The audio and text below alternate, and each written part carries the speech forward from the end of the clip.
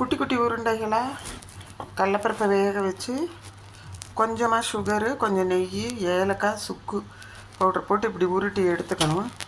நெய் விட்டு உப்பு போட்டு சப்பாத்தி மாவு பால் விட்டு பிசைஞ்சிக்கணும். 2 குட்டி உருண்டை அது மாதிரி எடுத்து இப்படி ஒன்று மேலே ஒன்று தட்டி வச்சு இப்போ இதை தேய்க்க வேண்டியது தான்.